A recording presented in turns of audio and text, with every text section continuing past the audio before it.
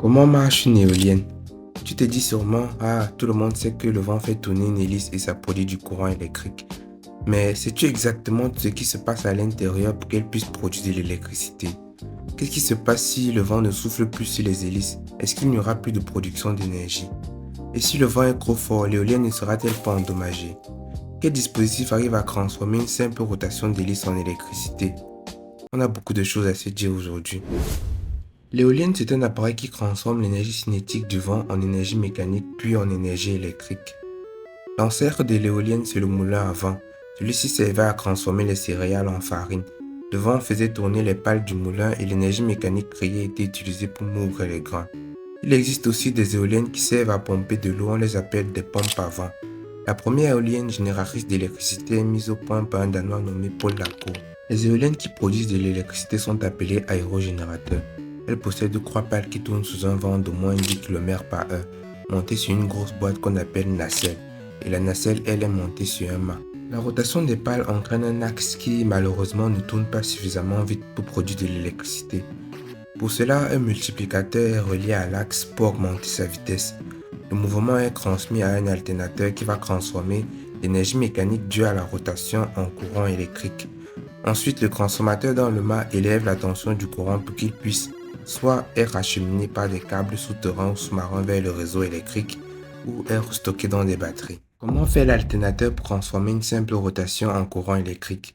C'est un procédé assez simple. L'alternateur fonctionne en utilisant la loi de Faraday par induction électromagnétique. Dans un alternateur, il y a un rotor qui possède des aimants ou des électroaimants et un stateur constitué de bobines de fil d'un conducteur.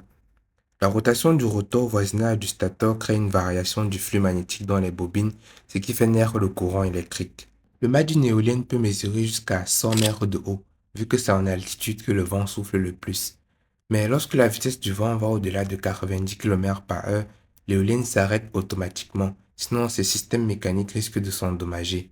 Cet arrêt est possible grâce à tout un système ingénieux. Tout commence avec l'anémomère placé sur la nacelle de l'éolienne. Le vent fait tourner les coupelles de l'anémomère et un capteur transforme la rotation des coupelles en signal électrique. Ce signal sera envoyé à l'automate qui est le système de contrôle de l'éolienne pour qu'il puisse calculer la vitesse du vent.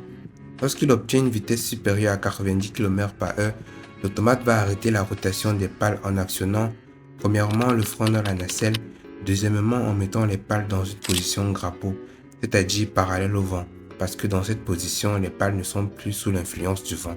Maintenant, que se passe-t-il lorsque le vent arrête de souffler dans la direction des pales? Bien évidemment, elles vont s'arrêter de tourner, et dans ce cas, c'est la girouette de l'éolienne qui passe à l'action. Généralement, une girouette a la forme d'une flèche avec un bout pointu et un autre bout plat. Une flèche en dessous de laquelle on retrouve les indications nord, sud, est, ouest qu'on appelle la rose des vents. Lorsque le vent frappe sur le bout plat de la flèche, le bout pointu s'oriente dans la direction d'où vient le vent. Et maintenant, grâce à la rose des vents, on arrive à savoir si le vent vient du nord ou du sud, est ou ouest. Mais si une éolienne, la rose des vents est inutile, vu qu'il n'y a pas quelqu'un qui sera placé là en permanence pour la lire.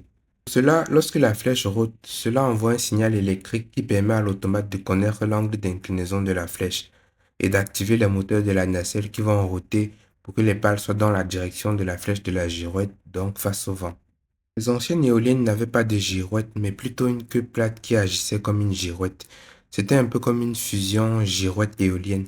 Mais à cause d'un manque de précision de ce modèle, on a finalement décidé de fixer une girouette sur l'éolienne. Et heureusement, la girouette et l'éolienne supportent des vents violents parce qu'elles sont petites et solides, donc elles offrent moins de résistance au vent. L'énergie éolienne est intermittente, c'est-à-dire qu'elle dépend de la météo. Aussi, les éoliennes sont un danger pour les oiseaux et sont bruyantes, mais au moins elles ne polluent pas et elle est inépuisable. J'espère que comme toujours, tu as appris quelque chose de nouveau. Merci d'avoir regardé cette vidéo et abonne-toi.